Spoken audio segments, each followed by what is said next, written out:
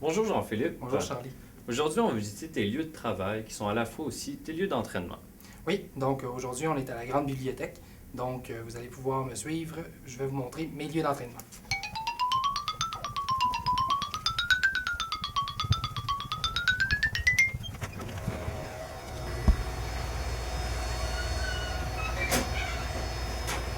J'aimerais ça que tu m'expliques à quoi sert dans le fond ta salle d'entraînement.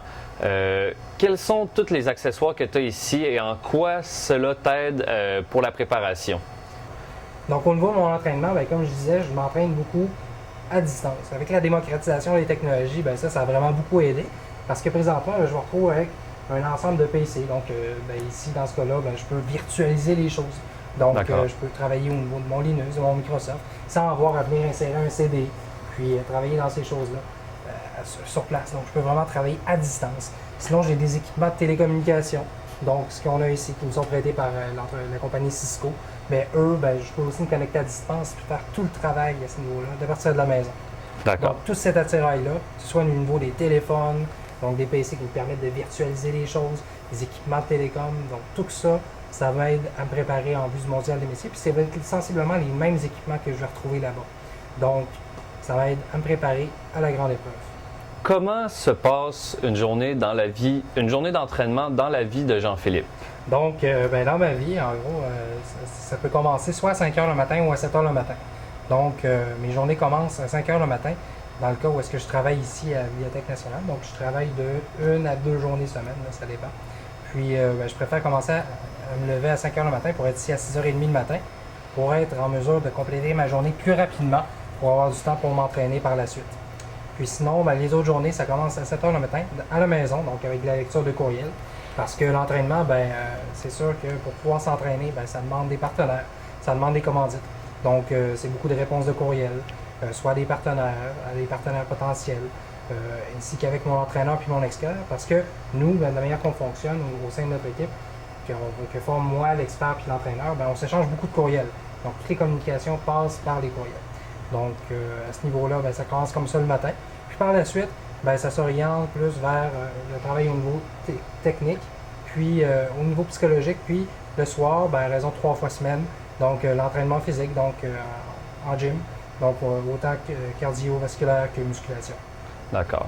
Et quelle aptitude devras-tu développer pour les Olympiades qui vont avoir lieu en juillet? Donc, pour pouvoir me préparer vraiment à cette grande épreuve-là, au niveau du plan de match, je dois surtout me préparer autant au point de vue technique que psychologique puis physique. Quelle aptitude devras-tu développer au cours des prochaines semaines pour la préparation à la compétition de cet été? Donc, au point de vue technique, plus spécifiquement, quand on parle, je dois me préparer au niveau télécommunication, donc en sécurité puis en téléphonie. Je dois me préparer au niveau Windows, au niveau serveur, puis au niveau Linux aussi. Donc, c'est les 4 grands aspects que je dois couvrir. Donc, présentement, mon but, c'est d'aller chercher un maximum de certifications pour pouvoir me préparer dans ces domaines-là. D'accord. J'aimerais ça savoir, dans le fond, si on fait une autre capsule dans 2 mois sur ton évolution, qu'est-ce que tu aimerais avoir acquis d'ici ce temps? D'ici ce temps-là, c'est sûr qu'une des choses qui est super importante pour moi, c'est vraiment d'aller chercher une certification au niveau Linux, donc le LPIC1, qui est très, très, très important parce que, au bout du compte, ça me permet de prouver que je maîtrise bien l'ensemble des connaissances, puis je suis capable de les mettre en pratique. Donc, c'est très rassurant quand on arrive devant l'épreuve, puis on se dit, OK, parfait, j'ai pas négligé parce que je maîtrise bien tel élément, puis tel élément. Donc, ça permet d'arriver, quand on va arriver dans la phase de préparation, là, les derniers moments, ça permet de confirmer que je maîtrise bien la matière, puis je suis capable de la mettre en pratique. Donc, ça, c'est une chose qui est super importante pour moi. Puis l'autre chose, c'est peut-être d'aller chercher d'autres partenaires. Parce que sans eux, l'entraînement, c'est plutôt difficile parce que j'ai des livres à payer, j'ai différentes formations, on a du voyagement également là-dedans pour justement me retrouver dans d'autres situations de compétition. Donc, au mois d'avril, je devrais aller à Londres. On parle du mois de mai d'aller à Vancouver. Également passer également 2 semaines à Calgary en compagnie de mon expert donc, pour pouvoir continuer à développer des compétences. Donc, tout ça réuni, c'est là que la part des partenaires, c'est très important. Excellent. On va suivre ça de près. Merci beaucoup, Jean-Philippe. Merci, Charlie.